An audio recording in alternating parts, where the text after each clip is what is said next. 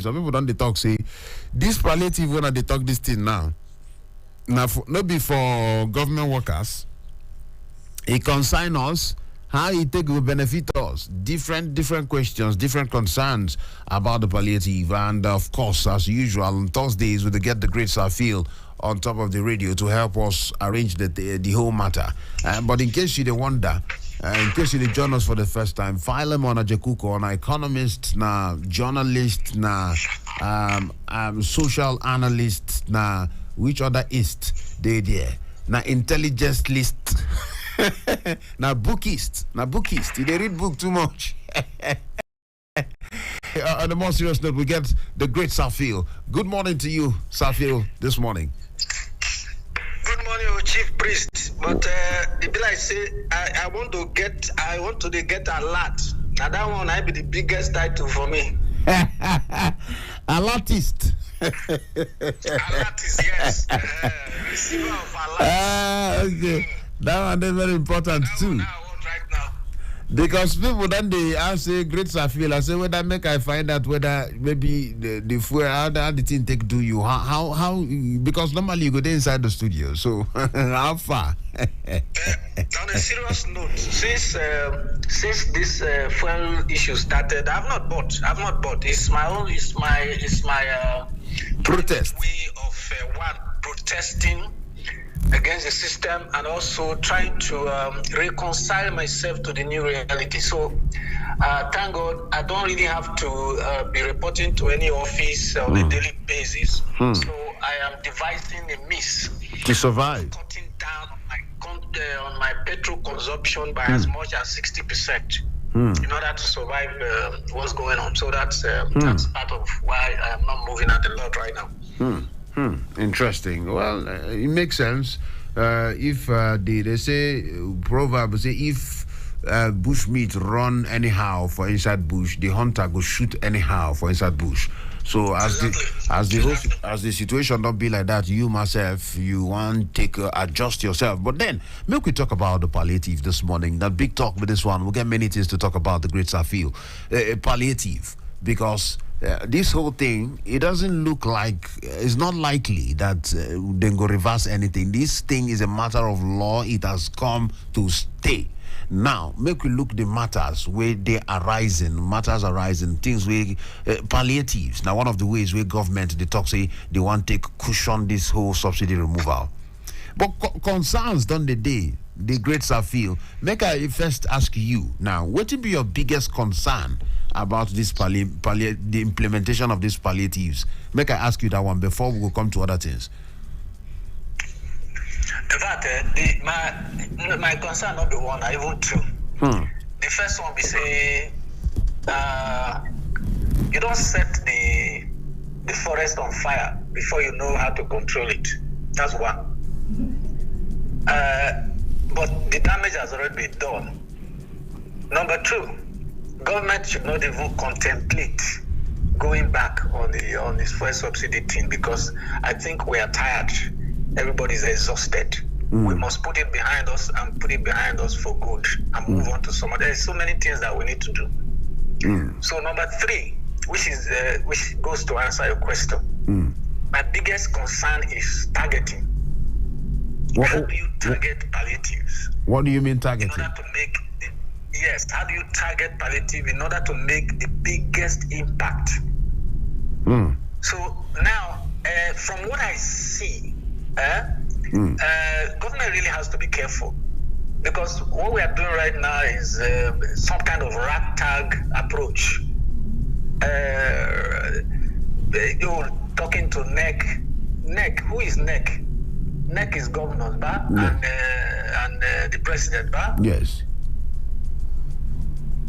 A lot of them just came into office. They have not even found their feet. And some are still battling with pensions and gratuities in their states. So what that tells you is that do they even have the clear mind to articulate a palliative that will hit the nail on the head? So that's a big question for me. Do they have that peace of mind? Because removing this subsidy has a deep effect. It's like somebody falling from a height and cracking his bones. And then you go and put a plaster on it. What would the plaster do? I am glad that Nigerians, from the sample of response you are getting, I think Nigerians are saying this, the sensible thing to say. If you target the civil servants, the next question will be how many are they?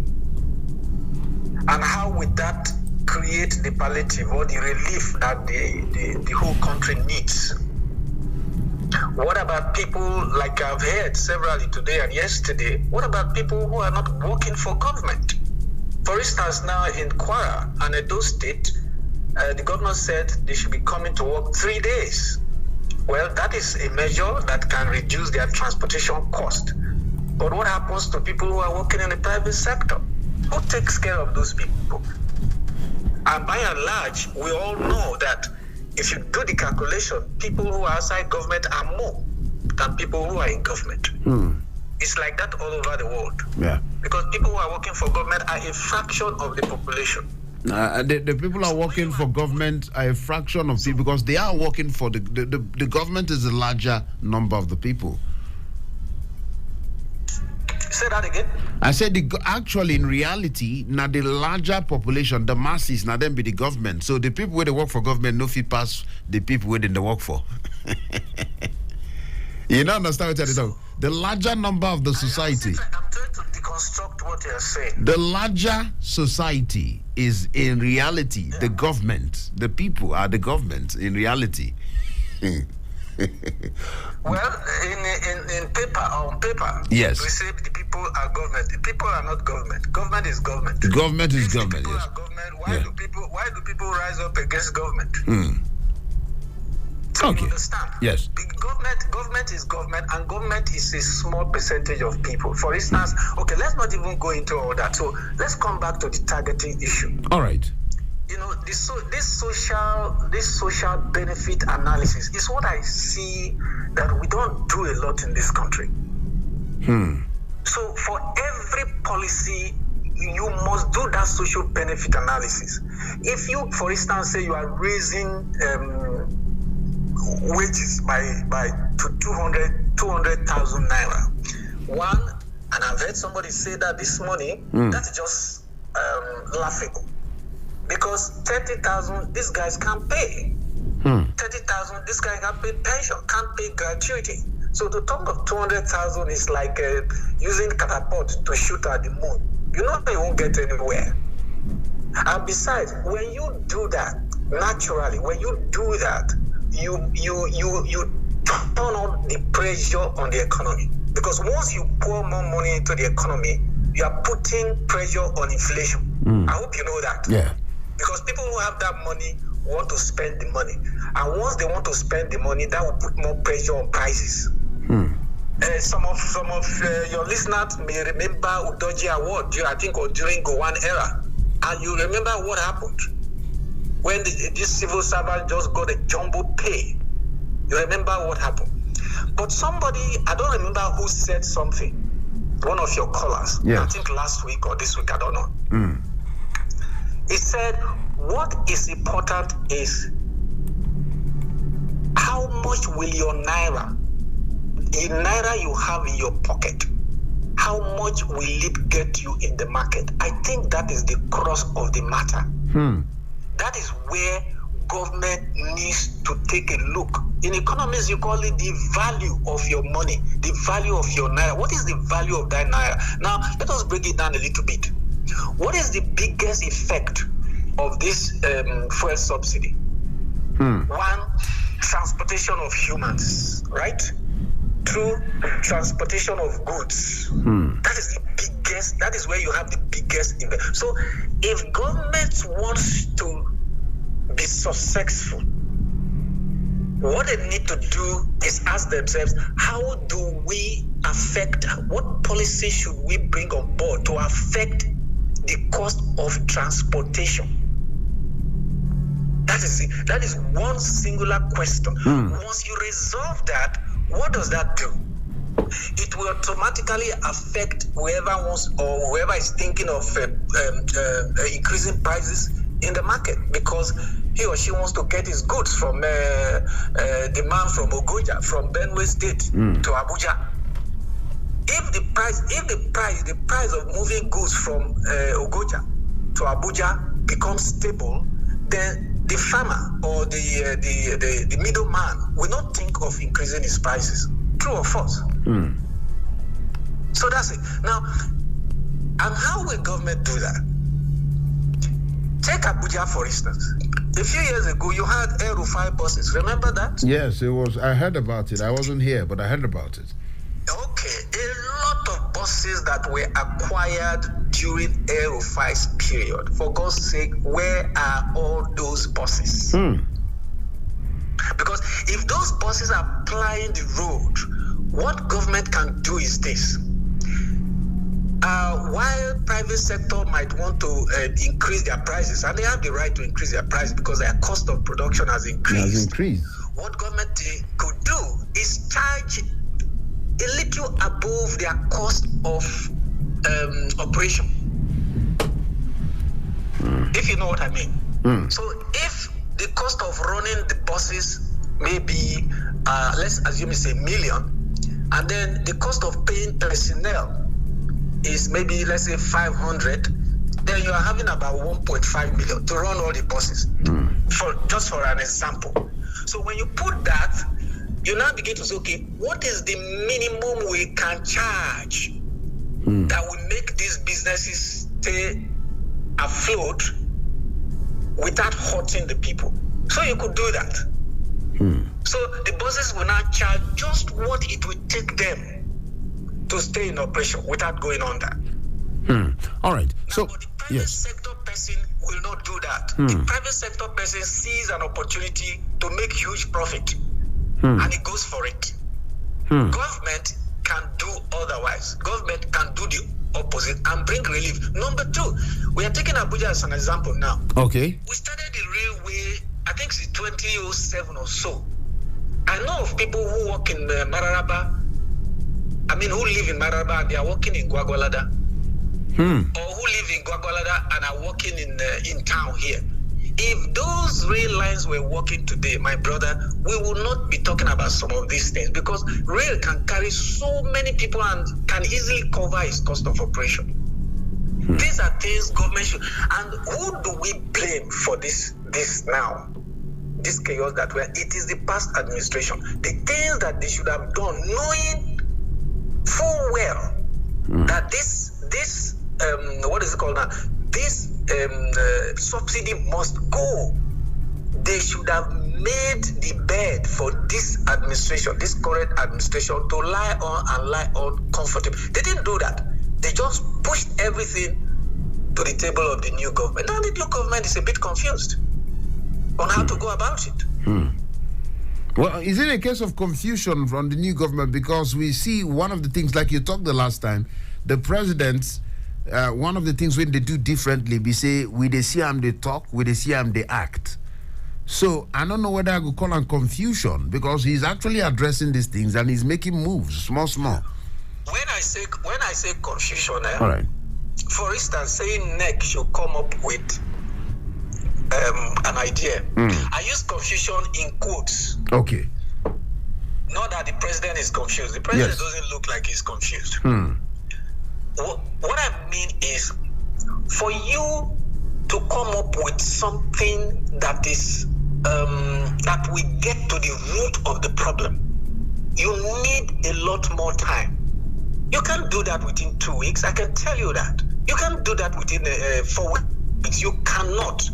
We are talking about a country of 200 million people. It's not Lithuania or Niger Republic or Benin Republic. Nigeria, the biggest country in Africa, the biggest black country in the entire world. So when you're coming with a policy that is meant to address a social chaos, my brother, so many things have to be done. For instance, you will test what you are going to put out there. You will test it. You will run economic models on a computer.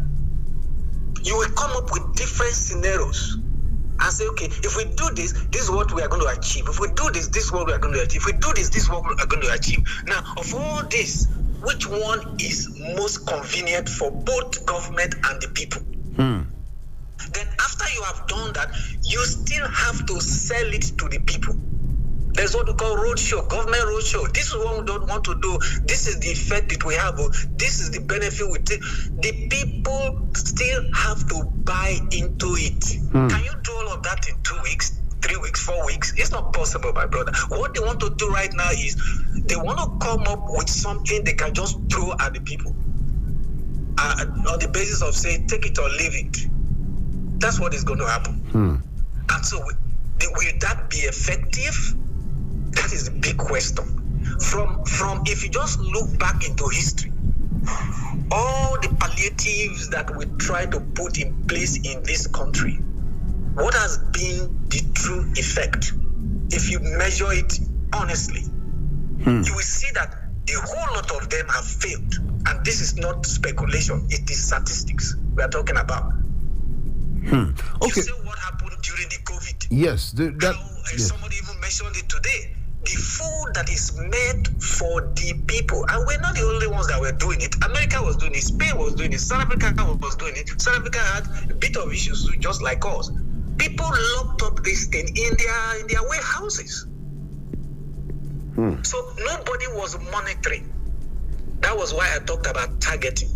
If you are targeting a particular section of the people, let's say you are targeting the vulnerable, how do you ensure that somebody does not sabotage your effort? I think that is where we have a lot of problem in Nigeria. Nobody monitors. Like you said, I don't know, 2 days ago, somebody said, the president does not have to be here and there. No. The president is the man in charge. If you send somebody on an errand and it doesn't deliver, there is a monitoring mechanism. And the president will say, hey, I sent you to go and do this thing. I'm getting this feedback. What is going on? If the president does not respond to that, then the president is as vulnerable, is as culpable as the person is sent. That is the issue.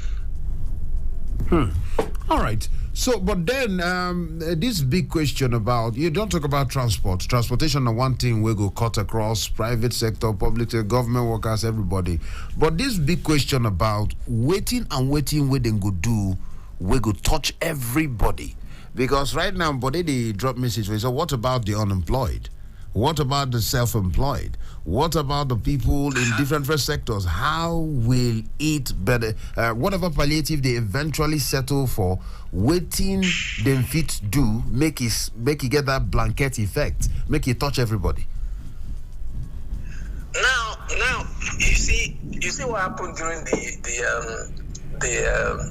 what's it called now? COVID-19. Yes. There were cash transfers. There were food assistance. I'm talking about the world generally now. There were tax relief. There were housing assistance. There were utility bill relief. Let me tell you what happened in Ghana. Ghana here, during the COVID-19, they cut the utility bill for water by as much as 50%. But what I find a little bit, how do I put it now, disturbing in Nigeria is, one, how we administer certain things that we want to do. If we say we want to do X, Y, Z, how do we administer it to ensure that X, Y, Z is actually done? It's a problem here. And it goes to one thing and one thing only.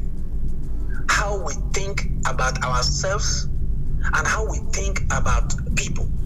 How people in government think about those that they have taken an oath to protect. There's a book I'm looking at right now. It's called Power and Progress by one Ezemmuo. Now, that book talks about, it narrates economic history around the world. And it talks about the effect of technology on how countries evolved over the past 200 years. And it was interesting. What was interesting was how different countries manipulated the parameters of economic development to favor them. So, whereas countries like Japan, countries like Sweden, countries like Germany did what was in the interest of the ordinary people. Countries like the United Kingdom, countries like the United States were doing things that were in the interest of capital holders. You know what I mean by capital holders? Big business people. So what was the result of that? They created the inequality that you see predominantly today in America and the United Kingdom. The vast inequality that you see today. So what that means is that given the same set of relief for 2 or 3 countries, they will come out differently at the end of the pipeline because of how they manage the situation given the local indexes. So even today, if you as an economist, you want to provide a solution to Nigerian economic problems, you find it difficult to do that because there is a blockage in the fallopian tube. There's a blockage there.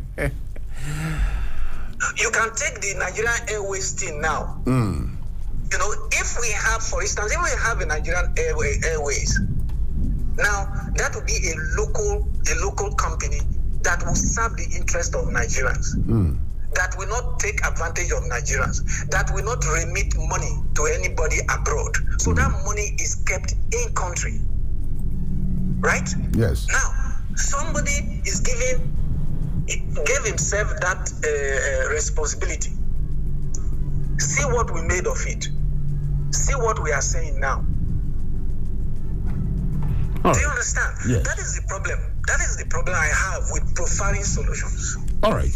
But the bottom line, yes, is that if you want to affect society, you must define what you want to affect. You must define how you want to affect it. You must also define the outcome that you expect. You must cross all these T's. Don't dot the I's, or just cross the T's. Once you do that, then you can begin to measure the impact as you execute. I have not seen that systematic thinking yet. I'm not saying it doesn't exist, but I have not seen it yet. And that is my fear. All right. The great Safil, make a press you pause for here. I want to make we enter the newsroom. If we come out from the news, we will round up this conversation. We'll go touch the way forward, and then some other things we will touch on if we come out from the newsroom. And that's on the other side of 9 o'clock. That's right. All right, thank you so much. We done the talk, now the big talk with this one. The great Safil, as usual, they give us insights, they break things down, make we get better understanding how things they be. This one, the 4 minutes to 9 o'clock on top of the radio. 9 o'clock, we'll go into newsroom. If we come out on the other side of 9 o'clock, we go round up the conversation. No touch your radio.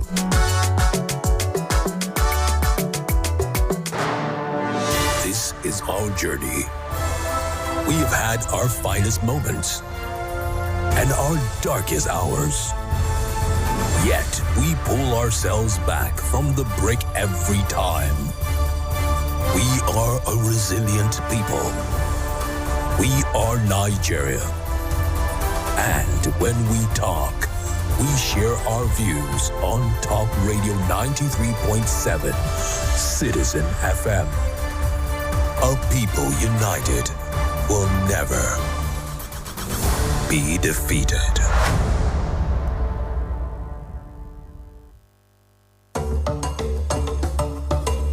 Hello, Abuja. You are listening to 93.7 Citizen FM, the latest radio station based in Nigeria's capital. Our station seeks to broadcast a broad mix of culture and views with priority given to development programming to enable residents share ideas and opinions, music and drama. At Citizen FM, we believe in progressive talk and solution-driven conversation. Our aim is to build a united Nigeria by bringing people of diverse culture together through communication. Enjoy listening to 93.7 Citizen FM.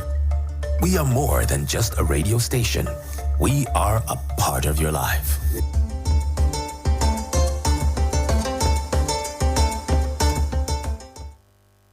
When would you bless me? Lord, please let me know. I got a hello, one day girls go blow. Give me anointing, something will go flow. I got a hello, one day girls go blow. So Baba, shower your blessing, oh. Show me your love, yeah. So Baba, shower your blessing,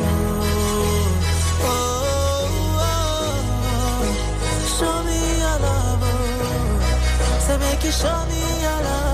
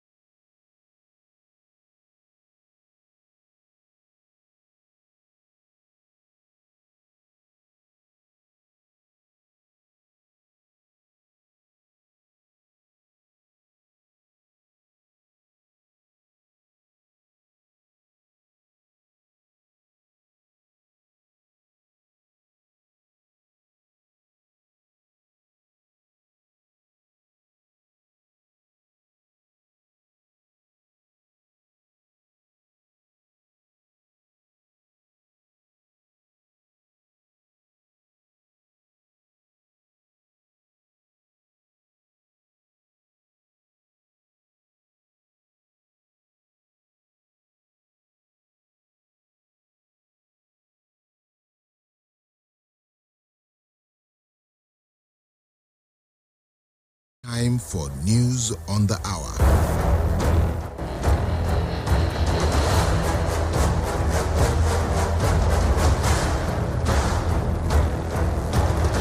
All the things really happened for Obodo, Nigeria and Obodo the world. One rush drop off for the motor this morning on top of Citizen FM 93.7. On top the one where Nigerians now done the digaram with the one when they be say it concerned the removal of fuel subsidy. President Bola Tinubu don't come outside now, don't they give direction to the National Economic Council, what do they call them, NEC? Say make them go sit down now for the drawing board, come up with things and things. When it be said then go come out by way of palliative and the minimum wage to check them to make sure say the one way concern the removal of fuel subsidy, no go pepper Nigerians too much. During by the time when they come outside, got the talk for meeting with the members of the Nigeria Governors Forum, when it be supposed to sit down on top now the chairman will be Governor Abdul Razak of Kwara State for inside of Abuja during by the time of Wednesday. Tinubu come outside, they tell NEC them when it be supposed to sit down for front, then Vice President Kashim Shettima say make them ginger, in fact make them mobilize according to the Weibo, make them arrange many things and things is different way to put cushion and foam, make the thing to suffer Nigerians, make the hardship where many people when they say they face for inside of Nigeria, especially people when they say they know to get, say make them cushion them, make pepper them too much. Beside the Vice President, the NEC now get like 36 governors plus including the Governor of the Central Bank of Nigeria and the other co-opted government officials, all of them for inside of the joint body. Now, the percentage of the people, Nigerians now waiting for inside of diaspora now with the with the national identification numbers. Now, the talk say it don't rise to 25.17% for inside of May 2023. The National ID Commission been done come outside don't register 427,962 diaspora Nigerians since when they launched the diaspora enrollment exercise inside of 2019. And that one now after when we say they meet at least 1.7 million Nigerians where they live for inside of diaspora according by the World Bank. The Global Bank now been come outside because they talk say this one now the World Development Report for inside of 2023 where they talk say migrants, refugees and societies. Now there they talk say people when they say the diaspora Nigerians that where they live for abroad they reach 1.7 million. And on top of that one, NIMSI will be the National Identity Management Commission. Don't come outside that talk say they don't register 427,962 Nigerians for the diaspora on top of the identity arrangement. Now, on top of the one when it concerns Nigeria, Sudan's army chief will be Abdel Fattah al-Burhan. Don't come outside now, don't replace two state governors, state-run new agencies sooner. Don't talk that particular one. According by the matter now, based on fighting, we did the fight, we don't catch more ginger for inside of the capital will be Khartoum and other areas then between the army and the paramilitary group what they call Rapid Support Forces will be RSF. The two seized power for inside of coup for inside of the October 2021, but now they don't involve themselves for inside of a power struggle based on how it be. All the things where they solve around the world, especially for Africa and Nigeria, we don't drop for you on top of Citizen FM 93.7 for inside of Abuja. The person confirm human being we arrange this one give me make I give now in name na Lawrence Mwete. Before me go come out to body for the news this morning. Now where then the advice Pekin we get mama. Now there Pekin when you get mama they learn lesson. The name where my papa and my mama give me na Chukwebuka Eze. Make I get better morning.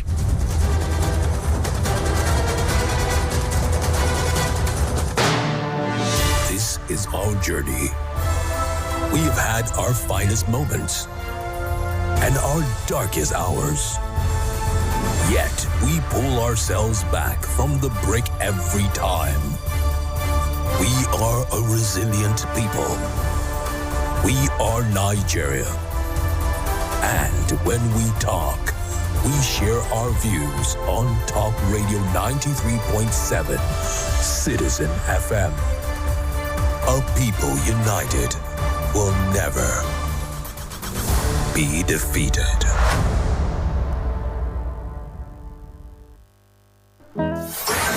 Looking for the best in news updates? Yeah, man. Listen to Citizen FM 93.7 Abuja. Now listen. News on the hour, 7 a.m., 8 a.m., 9 a.m., 10 a.m., and 11 a.m., 1 p.m., 2 p.m., 3 p.m. and 5 p.m.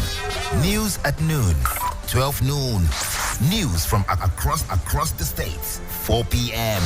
And our major news at 6 p.m. Citizen FM 93.7. Always precise in news broadcast.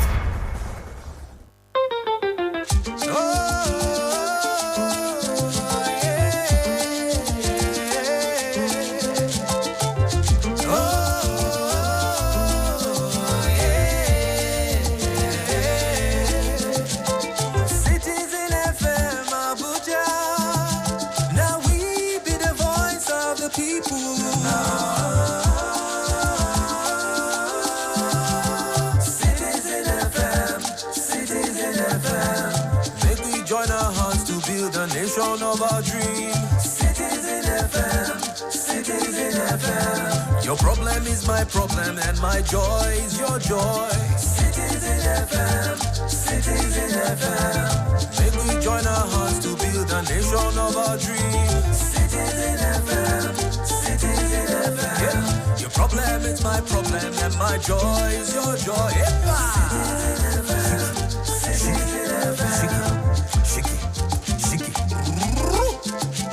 Citizen FM, Citizen FM.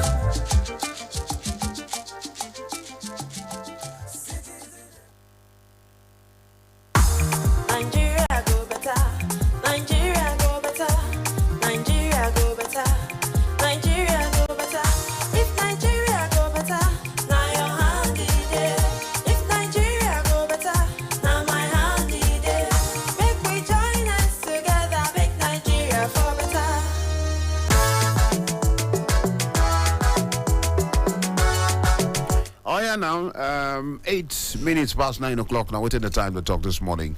Today, the number 8th day, also for inside of the month of June 2023. Super Citizen at Sunrise. The big talk this morning. The Great Safil, day on top the radio. It would